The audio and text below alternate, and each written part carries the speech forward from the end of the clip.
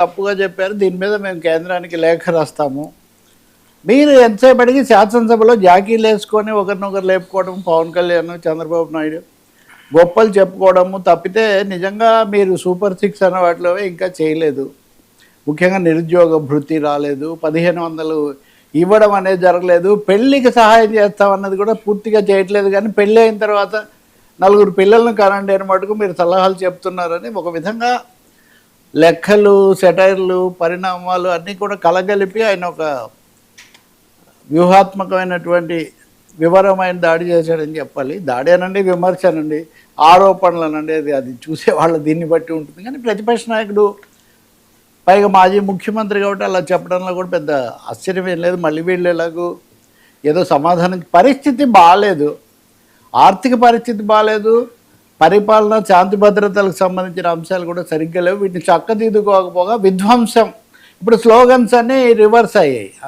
విధ్వంసం అని మమ్మల్ని అన్నారు కానీ మీరే అన్ని విధ్వంసం చేస్తున్నారు, మేము పెట్టిన పథకాలు, సర్వేలు వీటన్నిటికి కూడా కొనసాగింపు లేకుండా చేశారు.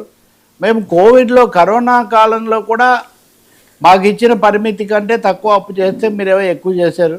ఈ పద్ధతిలో నిన్ననే టీడీపీ నాయకుడు నీలాయపాలెం విజయ్ కుమార్ వాళ్ళ తరఫున చాలా వివరంగా ఈ లెక్కలు ఇవన్నీ కూడా విడుదల చేశారు. మేము ఇప్పుడు ఎవరు అప్పు ఎక్కువ అని చర్చ, ఆంధ్రప్రదేశ్ అప్పుల్లో కూరుకుపోయిందంటే వేరే ప్రశ్న ఇంకా ఏం లేదు. ఎవరు ఎక్కువ అప్పు చేశారు అంటే కోవిడ్ ఉన్నా కానీ మేము తక్కువ అప్పు చేసాము ఎంతో కొంత. మరి రెండవది మేము పథకాలు పూర్తిగా అమలు చేసాం. పథకాలు అమలు చేసి వాలంటీర్ల ద్వారా మేము ఇంటింటికి సేవలు అందించి ఇదంతా చేస్తే మీరు అవన్నింటినీ కూడా చిందరవందర చేసి మీరు సూపర్ 6, సూపర్ 7, సూపర్ 6 దాకా కూడా మీరు ఇంకా రాలేదు.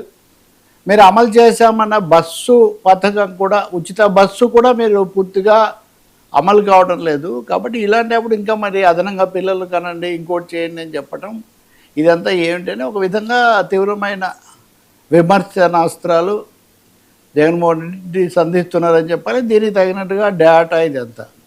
ఇక రెండోది లడ్డూకి సంబంధించి మీ హయాంలో జూన్లో మీరే కల్తీ ట్యాంకర్ మీరున్నప్పుడు వచ్చింది, మీరే మళ్ళీ ఆగస్టులో తీసుకున్నారు. మీ హయాంలో జరిగిందని మాకు అంటగట్టే ఒక పెద్ద ప్రయత్నం మీరు చేస్తున్నారు. రెండవది వైష్ణవి డైరీకి, ఇందాపూర్కు, వైష్ణవికి సంఘంకు సంబంధం ఉందంటే దాన్ని కాదంటారు, ఇందాపూర్కు హెరిటేజ్కి సంబంధం అంటే దాన్ని కాదంటారు. ఈ రకరకాల ఆరోపణలు చేసి 300 చిల్లర ఉన్న లడ్డూను మీరు 600 దాకా తీసిపోయారు. సో ఇది అసలు ఇదంతా వ్యాపారం కోసం, రేట్లు మీకు కావాల్సిన వాళ్ళకి ఇవ్వటం కోసం మీరు చేస్తున్నారు. పరకామణి మీద అప్పుడు జరిగిన దాన్ని మేము 75,000 ఒకటి కొట్టేస్తే వాడి దగ్గర ఆస్తులు రాయించి స్వామివారికి ఇచ్చేలాగా చేసాము. మీరేమో 1/2 కోటి బంగారం ఎత్తుకుపోయిన వాడిని కూడా మీరు బయట పెట్టలేదు. సో ఈ లడ్డు ఇది కూడా మీకు భక్తి ఎంత మాత్రం ఉందని. సో ఈ విధంగా 1, 2, 3 అన్నీ కూడా జోడించి ఎంత లోపభూయిష్టంగా ఉంది ఇదంతా. పట్టాలు ఎక్కట్లేదు, ఇది తప్పుగా ఉంది. రాష్ట్రం సంక్షేమం వీటికి కావాల్సింది ముందుకు తెచ్చే బదులు మీరు వెనక్కు తీసుకుపోతున్నారు.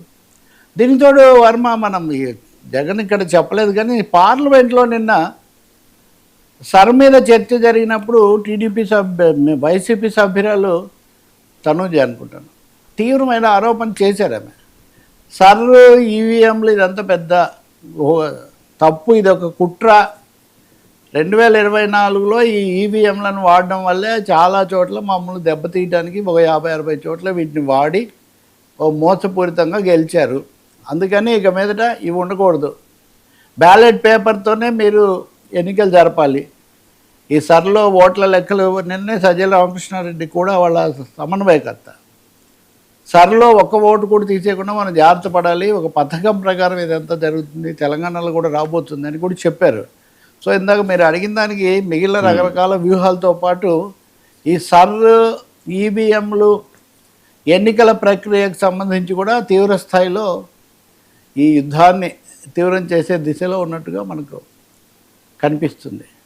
సుదీర్ఘమైన మీడియా కాన్ఫరెన్సింగ్ అది మామూలే కదా. ఇప్పుడు ఆయన అసెంబ్లీకి వెళ్ళని లోటు మీడియా దాని ద్వారా ఇవన్నీ ఇంత సమయం అక్కడ ఇమ్మంటారు, సహజంగా ఇవ్వరు కదా స్పీకర్. అంటే మిగతా రాష్ట్రాల్లో బ్యాలెట్లు అవట్లేదు కదా సార్, అంతా ఈవీఎంల మీద నడుస్తుంది కదా, మళ్ళీ దానికి వచ్చి అడుగుతున్నారు. ఇప్పుడు అడగడానికి ఏముంది, ఉదాహరణకు రాష్ట్రాల్లో స్థానిక ఎన్నికలు బ్యాలెట్తోనే జరిపారు కదా, అనేక చోట్ల జరుపుతున్నారు, అనేక చోట్ల. ఇప్పుడు అమెరికాలో కొన్ని చోట్ల బ్యాలెట్తో జరుపుతారు, కొన్ని చోట్ల దీంతో జరుపుతారు.